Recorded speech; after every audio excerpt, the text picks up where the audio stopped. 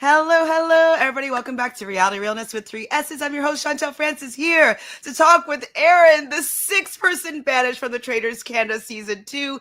Aaron, how are you? I'm sad to see you here, but happy to chat. Happy to chat. Yeah, happy to chat. Ready for my therapy session after that endeavor. So I'm good, but quite an experience, that's for sure. I'm happy to be out of the house in some ways, and then also sad. Well, Mel B does my recaps with me, and she's sad that she's not here. She's obviously East Coast representing all the time, so definitely sad that you couldn't be lasting a little bit longer in the manor, but you did really well. Hey, I'll take it. Look, for me, it was just get past day one, and then once you're past day one, it's like just day two, day three, day four. So every day was you're kind of on borrowed time. In that blessing. Yeah, so exactly. How did you get involved? How, from the East Coast, Nova Scotia, over to the manor in Quebec? I'm casting. I mean, I act a little bit, and I have a great agent, and she was basically like, hey, do you want to be on a reality TV show? And I said, yeah, why not? And then funny thing is I actually wasn't fully for it because I want to do more I like to act. Right. And reality is different. And so if you like to act, and I'm not a famous actor and I'm building something, and I'm like, oh, is reality TV the right move? And so I kind of procrastinated it. And then the day before it ended, she's like, have you applied? I said, no. She's like, are you going? I'm like, yeah, you know what? I will. And then I did. And then next thing you know, you're going through the interview stages, and then, casted and brought on the show, and very happy I did it. Like extremely happy, no matter what the outcome, no matter what the farther down results, wouldn't trade it for the world. So when you learned what the show was, were you familiar with the show, the concept? No, I told them I was, but you started your acting then. Started my trading then, my trader aspect, hoping. But after I had kind of gotten past that first part, I started binge watching and then learning the show and seeing different countries and all sorts. Watched all of Traitors Canada and then. Yeah, I got really into it and became a really quick fan. Amazing. I mean, I love the Traitors, obviously. So now that you've done a little bit of research and you're cast on the show, did you want to go in as a faithful or practice your acting chops as a traitor? No, I mean, I mean, Felix, either way, you're acting a part. I really believe that. You're either acting like you're not a traitor, like you're acting like you're not a traitor, and you're playing this part of like, I'm part of the team. I'm this, but to the traitors, you still can't be too much faithful because as we see, that gets them killed, right? You have to have some heat, but not too much heat and not on the wrong people because then they might kill you too. So yeah, no, I would have preferred to be a traitor. I told her, but I told Karine, but she didn't listen. Did not listen to me. No. And if you were a traitor with the cast that you have presented in front of you, who would you have wanted to be your two other traitorous folks? Watching this show, Kira and Netta are great picks. I would have slid right into that circle because they're both doing a great job, amazing job. So, we talk a lot about the sixth sense and having, inklings as to what's going to be happening in the game. Did you have a sixth sense that it was going to be you? Like, when did you kind of clue in that it might be your time to go? Never. No. You don't know. Not even like a pit in your stomach being like, oh, nervous. No. Look, I knew people were going to vote for me, right? But you're like, okay, there's heat on Michael John. There's heat on Cedric. You don't know for sure. And so there's never this like, oh, I'm going to get taken out. So no, it's more of, and I think you'd like to think you have that, and everyone watching from home, it's so much easier to have that. Of course. But when you're really in on it and you're in the game, it's like you're not out until you're out. Right. And so I would never be like, oh, it's probably going to be me tonight. It's like, no, I'm going to get out of this tonight somehow, and then you don't. I didn't. But yeah, I also didn't know about Gail and the key. Right. Gail never came up to me and said, hey, get the key. I'm suspicious of you. Oh, I'm going around chirp, chirp, chirp, telling everybody that, and getting on board with Trana, who was also chirp, chirp, chirp, chirp about me. Right? It's like, I didn't know any of that.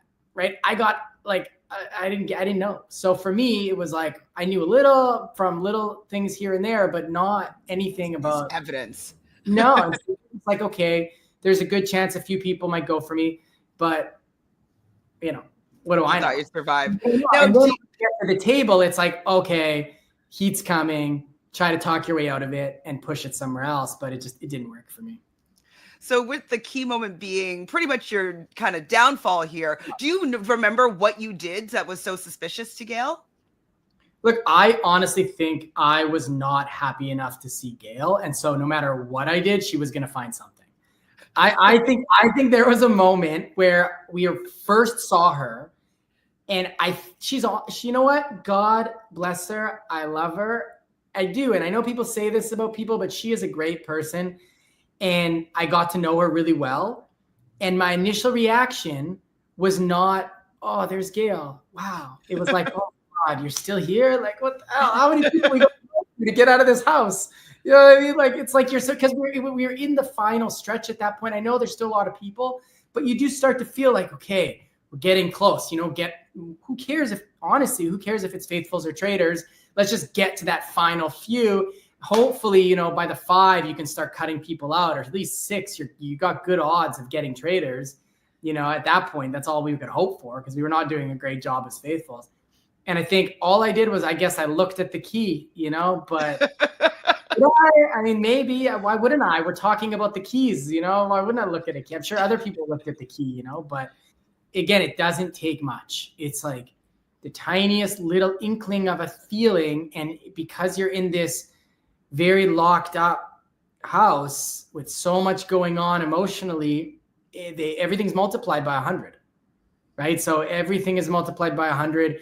And me looking at the key, it was just boom, multiplied by 100. And then you have other people saying, oh, I'm suspicious too. And that's really all it takes. Conflates, it gets bigger and bigger, and then you find yourself banished. Now, it seemed like from what we saw that you kind of were just deflated a little bit at the round table, and you're just kind of like accepting your fate here. Was there anybody's vote that you were most surprised by or hurt by? I have to be careful with what I say, right? And I don't want to. So I certainly wasn't deflated. If anything, I felt I said what I had to say at that moment. There was a look of like bit of disappointment, like in Gail, because we had something where I was like, yes, as much as it was like, we still had enough that I thought you wouldn't think I was a traitor. So there was a bit of disappointment. I was a little surprised with Kevin because I thought that I didn't know that he had kind of aligned with somebody, and I didn't know that he had sort of like anything along those ways. So for me, it was like, all I knew was, yeah, they're probably going to get me out. And I said what I had to say. Right. And then, but yeah, I was more a little disappointed than deflated, I would say. Do you think that there's anything that you could have done at that round table to change your fate?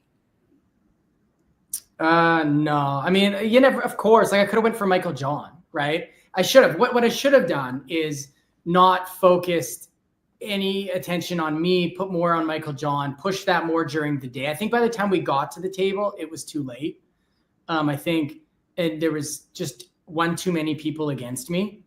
So I didn't have that ability to be like, okay, I'm going to talk you out of it now. Like the decisions were made. And Gail at that point was like a force to be reckoned with because she was kind of this like, in everybody's mind, very likely to be a faithful, survive death, so for her to say it carried way too much weight. Once she said it, I was like, oh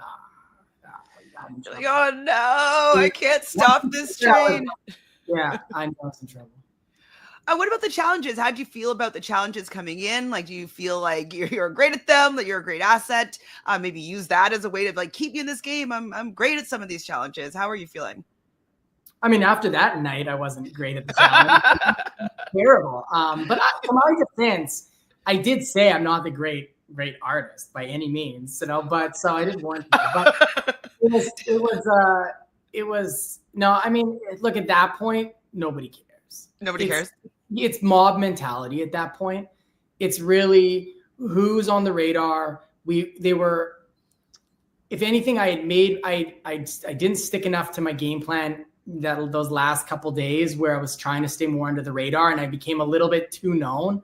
And because of that, people just started looking at me and they thought, okay, well, he's said some smart things, and so he must be some evil ringleader who's manipulating all of us.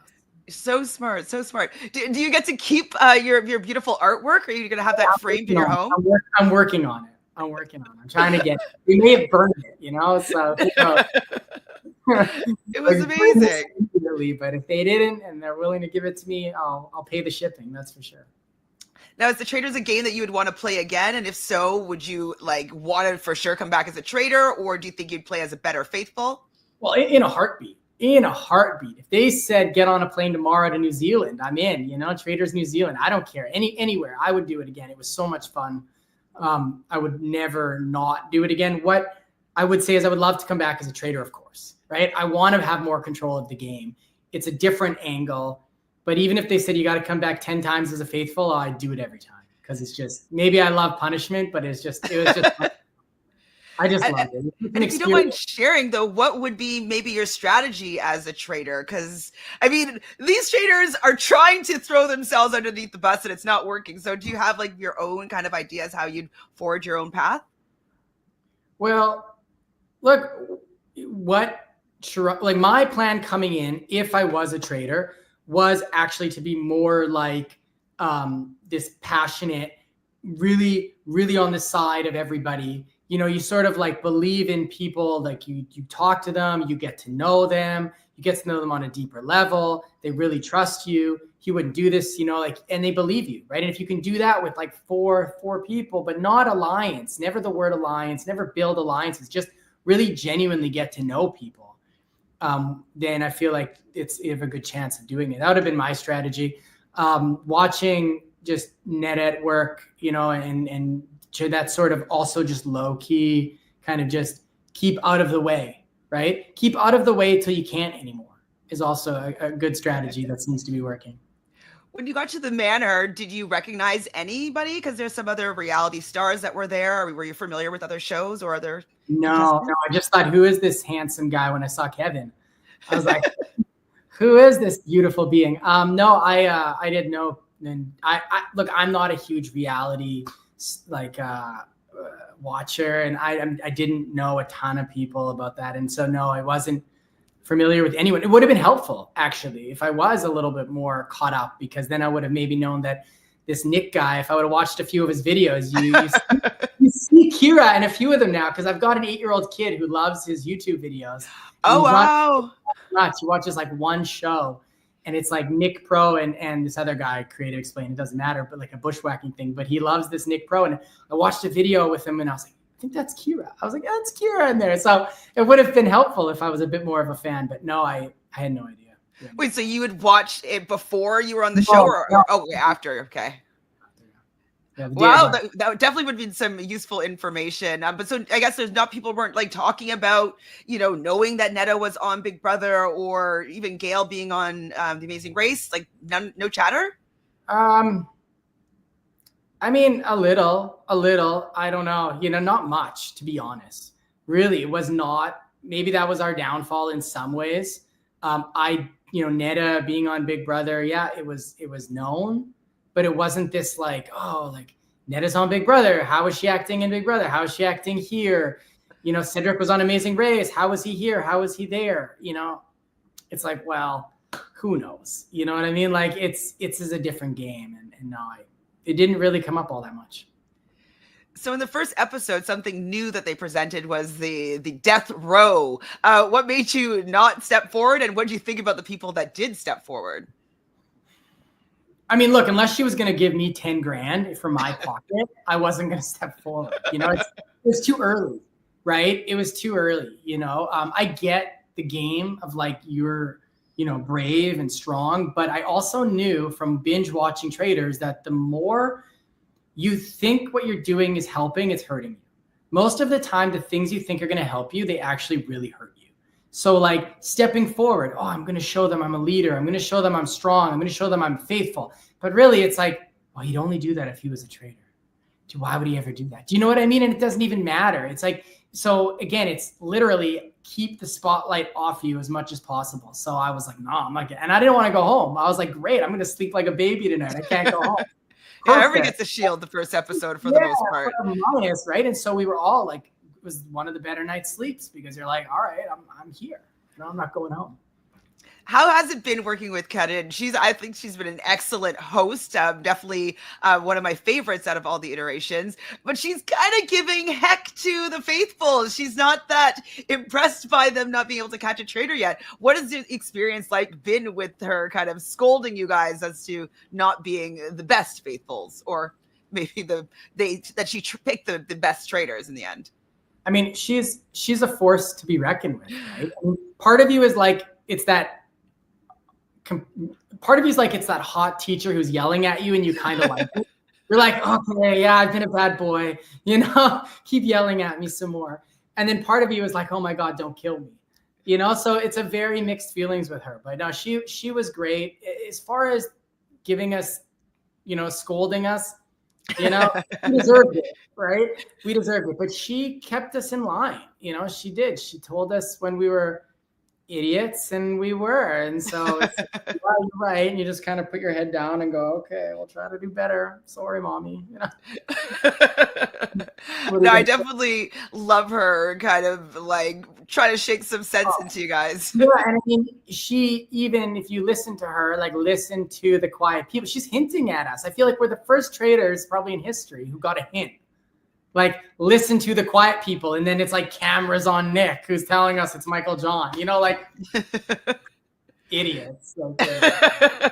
I mean, I guess it's that Vaughn mentality thing. And as you're mentioning, you get one clue about something and it conflates into something bigger, and then the mob goes in on it. But how does it feel to seemingly be the worst performing faithfuls in all the iterations so far? I know it's harder than it looks. I totally get that. But it's bad excuse, because I mean, you look at some of them and they get them out right away. I don't care. I don't care. It was such a fun experience, but I don't really care that much. And I'm out now, so it doesn't matter. But it was, for me, again, it was like, to win the game, faithfuls also have to go home. Right? You're not going to share a pot with 15 faithfuls. So to me, it was never like, oh, we're not getting traitors. It was like, okay, another faithful's gone. I'm still here. One less faithful here to be here, right? You only need one, right? You only need one faithful, right? Kind of to the end, or maybe two, right? Like with me, if I was there, one or two with me, to be like, we've got a good chance of winning this, right? So it was sort of like just pop people off as we go.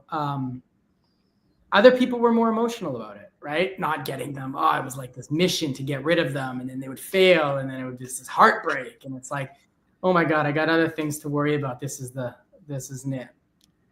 So we've seen different versions of how the game could end. So say that you got to the end with Kevin and we'll say Gail, and it's the three of you there, and there's no more round tables, no casting anything into the fire, and you have to choose. You have that prisoner's dilemma as to whether or not you're going to steal or share. What would you do in this situation, and what would you think the other two would do here? They probably would have got rid of me, because they both voted for it.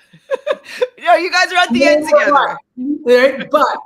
But what I would have done is I probably would have eliminated Gail. God bless her. I was suspicious from her at the beginning.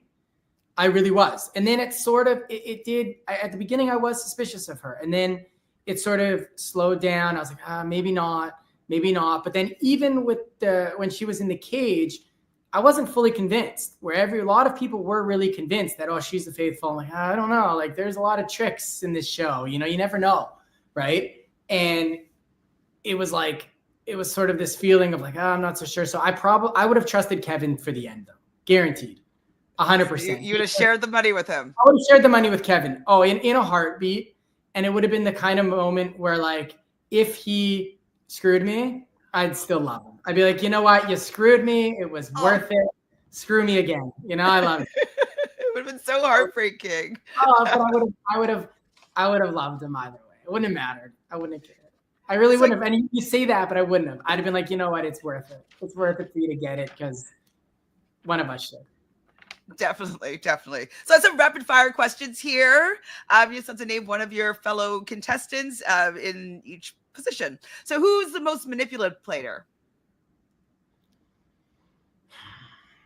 It's hard. Oh, it's so hard.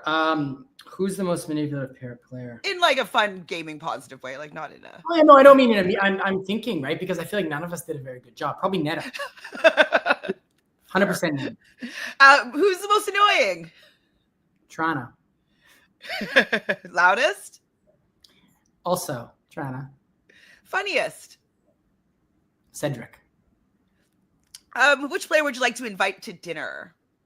Oh, I'd have them all over. I'd have them all over and do it again in a heartbeat. I would love to have them all over, especially Trana, you know, even being the loudest and the most annoying. And I mean, part of it, she led the cavalry to kill me and get her to banish me. So, well, she definitely, you know, she decides that, like, you know, you guys just don't come at me in the DMs because, like, I'm wrong. I'm really wrong now. And so she's definitely, yeah. But I would have, yeah. You know what? If I had to pick one, I'd probably bring Cedric over. I love Cedric. Which player do you think would make the best spy? Netta. Who out of everybody would you think would be probably the worst traitor ever?